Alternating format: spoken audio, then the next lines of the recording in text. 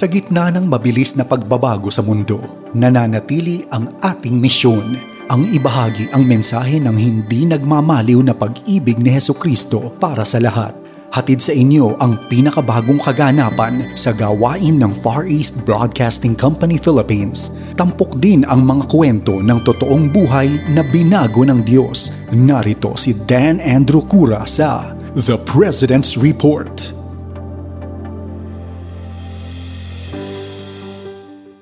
Magandang araw po sa inyo at opisyal na pong nagsimula ang pasukan noong ika-13 ng Setyembre.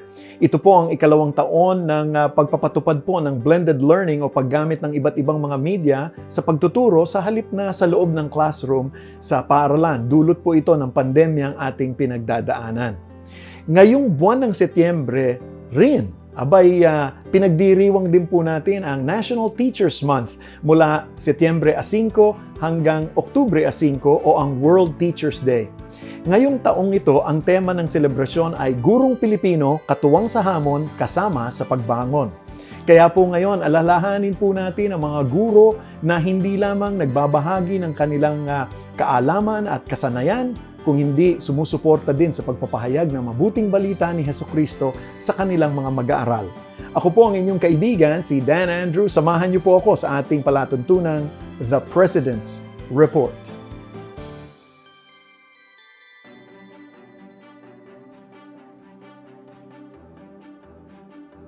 Isa sa mga kilalang kawikaan sa Biblia ay ang patungkol sa kahalagahan ng mabuting pagtuturo mula pa lang sa pagkabata. Ang sabi po sa Kawikaan 22 talatang 6, ituro sa bata ang tamang pag-uugali at hindi niya ito malilimutan hanggang sa kanyang pagtanda. Napakalinaw po ng pagtuturong yan. Ganoong kalalim ang impluwensya ng isang guro sa buhay ng isang tao. At dahil sa pagtuturo ay isang regalo po ito na kaloob ng Diyos. Dapat lamang na gamitin ito upang mapagtibay ang pananampalataya ng bawat isa. Bago ang pandemya, nagkaroon po kami ng pagkakataon na makapanayam si Teacher Melanie Barcovero na tagapakinig po ng ating stasyon sa Cagayan de Oro, ang 103.3 The New JFM, Your Positive Choice. Pakinggan po natin ang kanyang kwento. Ako po pala si Melanie Barcovero. I am a teacher and I live far away from my school. Yung hinahawakan kong klase ay grade 8. Kung ano yung mga naririnig ko sa New J, ibinabahagi ko din sa aking mga mag-aaral. Sa pagiging teacher, malaking bahagi para sa akin na ma-inspire yung mga bata. Kasi sa kanilang edad ay talagang dapat merong spiritual guidance. May mga estudyante na hihingi ng mga payo kasi they were confused. Iba kasi yung kaligayahan na mararamdaman mo kapag nakakapagbahagi ka ng katotohanan tungkol sa Diyos. Yung desire mo na sana itong batang ito ay magkaroon ng magandang buhay dahil inilaan niya yung buhay niya sa Panginoon. Purihin po ang Panginoon sa buhay ni Teacher Melanie at lalo na po yung kanyang puso upang ibahagi ang salita ng Diyos sa kanyang mga mag-aaral.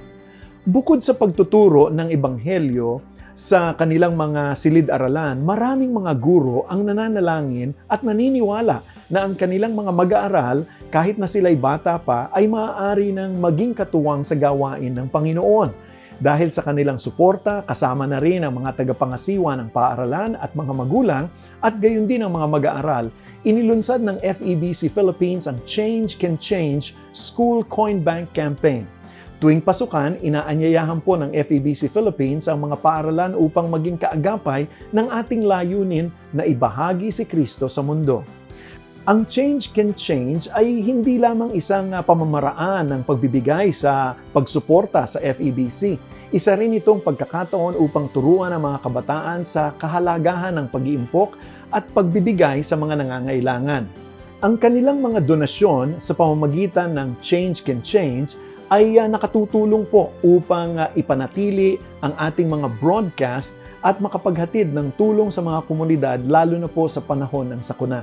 Sa pamamagitan po ng pag-ipon ng mga barya o ng change sa coin bank, sa kanilang munting pamamaraan ay nakatutulong sila sa paghahatid ng mabuting balita ni Hesukristo na siyang tanging daan ng kaligtasan, buhay at tunay na kapayapaan. Ipanalangin po natin ang ating mga guro naway patuloy silang pagpalain ng ating Panginoon at bigyan ng karunungan, lakas at proteksyon mula sa anumang kapahamakan. Sa pagharap nila sa mga hamon ng kanilang trabaho, naway lalo silang maging masigasig sa pagtuturo. Isama na rin po natin na ipanalangin ang mga paaralang kaagapay natin sa Change Can Change. Nagpapasalamat po kami sa Panginoon para sa kanilang dedikasyon at suporta. Naway tugunan ng Panginoon ang bawat pangangailangan nila ayon sa kanyang kasaganaan. Kung ikaw ay isang guro, tagapangasiwa ng paaralan, o magulang ng mga batang mag-aaral at interesado kang malaman ang higit pa patungkol sa Change Can Change, abay maaari mong bisitahin ang ating website sa changecanchange.febc.ph o makipag-ugnayan sa ating coordinator na si Ate Hasmin Rojas sa pamamagitan ng numerong 0947-333-5605. At maaari din kayo mag-email sa info@febc.ph o magdala ng mensahe sa Facebook at Instagram @FEBCPH. Nako, para po sa mga teachers natin, Happy Teachers Month! At maraming salamat po sa pagbabahagi ng inyong buhay at kaalaman sa ating mga mag-aaral. Ako po ang inyong kaibigan, si Dan Andrew, at ito po ang ating naging palatuntunang The President's Report. Pagpalain po kayo ng ating Panginoon at parating mag-ingat. Inyong napakinggan ang The President's Report. Para sa karagdagang impormasyon ukol sa Far East Broadcasting Company Philippines o maging kaagapay sa panalangin at iba pang mga paraan, bisitahin ang FEBC website, febc.ph at hanapin ang FEBC Radio sa Facebook. Maraming salamat sa iyong pag-agapay at pagpalain ka ng Panginoon.